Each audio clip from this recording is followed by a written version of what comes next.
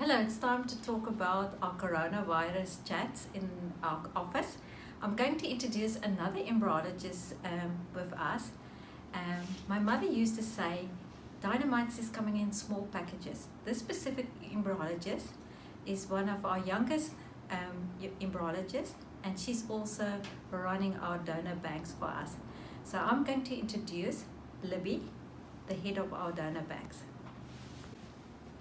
Hi Libby, I would like you to introduce yourself to our patients, telling your story, your personal story, and go ahead. Okay.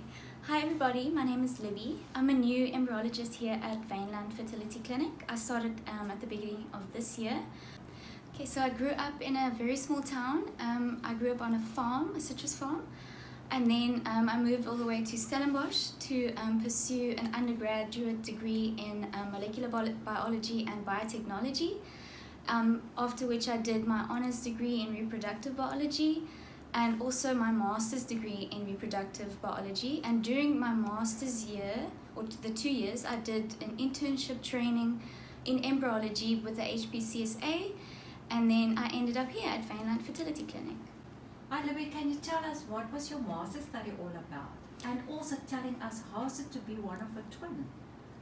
Okay. So my master's study was centered around comparing live birth rates and neonatal outcomes between frozen embryo transfer cycles and fresh embryo transfer cycles. I specifically looked at how the birth weight of babies differs between these two cycle groups and also the gestational age.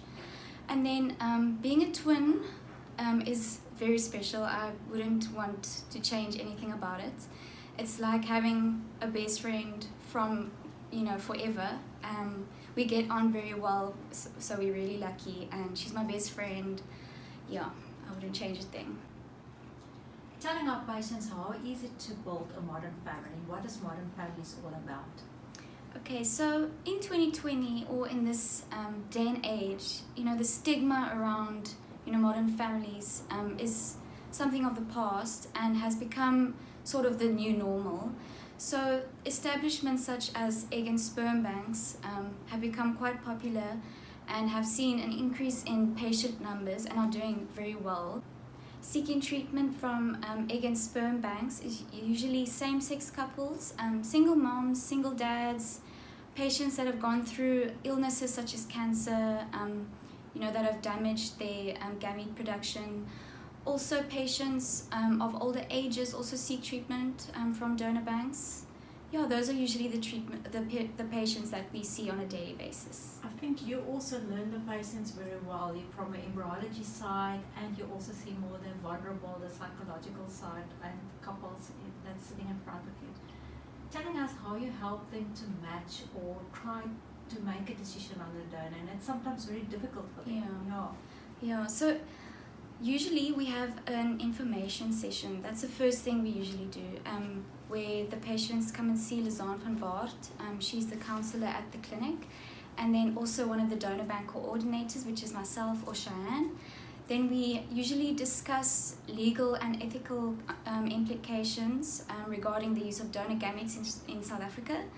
And then also we try and get to know you a little bit. We ask you questions about your personalities, your likes and your dislikes.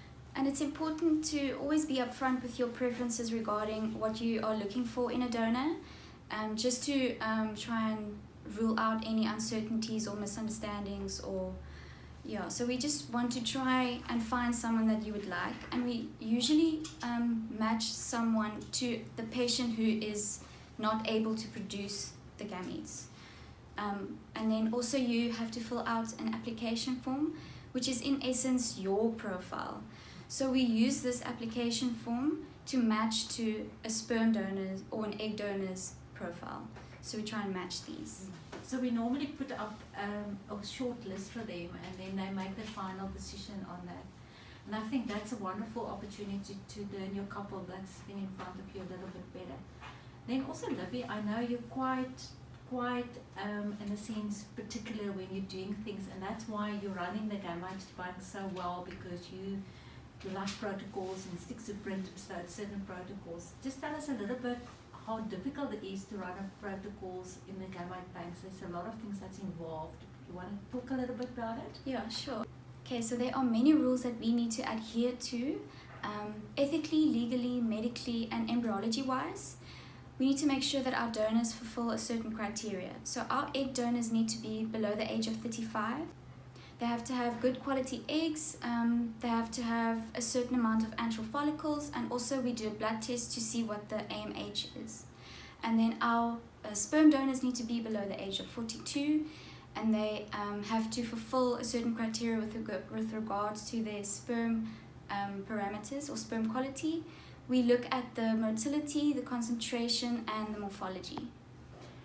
Libby, can you tell our patients where we can get hold of the gamete banks? There's 2 websites, as far as I remember, where they can apply the donors and the recipients. Do you want to tell them where we can get hold of these websites? Okay, so for people seeking donors, there is a website. It's on the Wijnland Fertility Clinic website. You can search for the ova bank or the sperm bank, and then from there you can, from there it populates to an email. Yes, and then you can apply there as well. While you're hearing and listen to Libby, that's why Libby is part of the Wijnland family here as well, because she's very particular. And as I said, dynamite is coming in small packages. I can trust her with the gametes banks, and she's looking very careful after our patients. And thank you for doing this very important job. And then also, I think the last word to tell our patients is about we do all different kinds of families here. There's single mothers, same-sex couples, and heterosexual couples that apply for donors as well. And I think we've got a lot of same-sex couples here for applying for donors. Yes, we do. We feel passionate about treating our same-sex couples because we believe that everybody deserves to build their own family. And one of my favorite sayings here at Wijnland Fertility Clinic is that genetics does not build a family, the people do. Thanks so much, Libby, for sharing all this with our patients. And we are really looking forward to have you and our team. That's it.